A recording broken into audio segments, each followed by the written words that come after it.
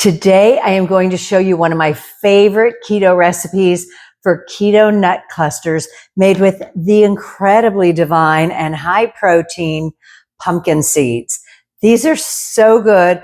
I created this recipe a little while ago. I didn't really create anything. I put a few ingredients together, and I have made it 3 times since the first time I made it a little while ago. All you have to do, this is so easy. It's just incredible. Okay, so I melted some chips. I used Lily's sugar-free chocolate chips, but whatever sugar-free chips you like. I try to get the dark chocolate style because the darker one is just better for you. Look at where I put my spoon down. I have a big chocolate spot. Okay, so you're just going to do it as if you were making cookies on a cookie sheet. Put a little spot of chocolate down. And I'm using wax paper because you can have, some parchment paper is waxed, but I guess I'm just an old-fashioned girl. I think the wax paper does a much better job of holding this and releasing it once they're cold. And this is no bake other than melting the chocolate chips, which is a no-brainer, right? We can do this. This is such a great snack. Sometimes when I'm done eating, because I have such a sweet tooth, I could eat a big old ribeye. It doesn't matter. But when I'm done, I want a little sweet something. And these are great. Now, don't make them too big because then you have to bite into them. You want like a 2-bite treat, really. Not that first one I made is way too big. Okay, I'll take some away from him. Put it over here.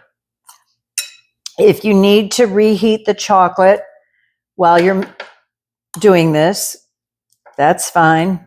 The first time I made these, I split the pan and I did some with pumpkin seeds, some with pecans, toasted chopped pecans, and I think I did some with peanuts too. And I have to tell you, when you have a clear winner, that's just incredible. So you want to stick with that. I really like the pumpkin seed.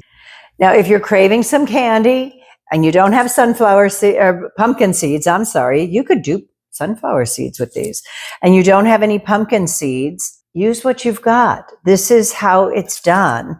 And you just put enough seeds on so that you're having some protein and not feeling guilty about having a piece of candy. And then you just want to gently press them into the chocolate. They can come off the sides, just like a pecan turtle, right? The longer you do this, you'll develop a technique where you just drop the nuts on, and you want to make sure you keep your finger clean if you reach into the nut bowl so you don't get chocolate all over the nuts that are in there. So I just poke them around and make sure they cover the chocolate, and then I wipe off my finger and maybe put 1 or 2 more delicately placed on there. So we're halfway done already. I also brought out my Malden salt, which you can use when you're done. If you like salted caramel, you might like salt on these. While I'm reheating the chocolate to put on top of these, let me take a moment to thank today's sponsor, SciBio Continuous Ketone Monitoring System. I have an offer for you too to save some money. This is so fantastic. I have it on my arm right here. You can see it's so simple. You just apply the patch. When I started on keto, I did not want to prick my finger for a blood glucose monitor. Well, I don't have to because this is going to be good for 14 days. And I have an app on my phone. You can see the screenshots of how I get a continuous ketone reading 24/7. So if I exercise, I can see how that's affecting my ketone levels. If I ate a big meal, if I cheated, if I was really good, I can see how that's affecting my ketone levels. And it's so much easier than having to prick your finger or do a blood glucose test. This is the CKM system, Continuous Ketone Monitoring from SciBio. And you can save 5% by going to scibiosensor.com/RJKeto and then enter my promo code, which is KETO over50. How easy is that? Write that down. scibiosensor.com/RJKeto. And the promo code is KETO over50 to save 5% on your ketone sensor, your CKM system. This is such a joy to be able to look down at my app instead of having to prick my finger for blood. So it's just a great device, and it's telling me where I'm at on my ketosis, which is keeping me mindful. So I really want to thank them for sponsoring today's video. I had an idea now that I've remelted this chocolate, probably because of my disastrous pumpkin tart, my little pumpkin pie bites, where I tried to put this really liquid pudding-like substance that was supposed to be whipped and squeeze it out with a star point. If you haven't seen that video yet, it's going to become a classic. Anyway, I was thinking this might even be easier, because sometimes when you're really, all you have to do is drizzle or put a little chocolate just like this and spread it around so that the nuts don't come off. So you can see that. But I was thinking if I could drizzle the chocolate on, that might be even easier. So I just put a little baggie over a glass so it would be easy to do that. And I'm going to take my scissors and cut the tiniest little hole. See what happens.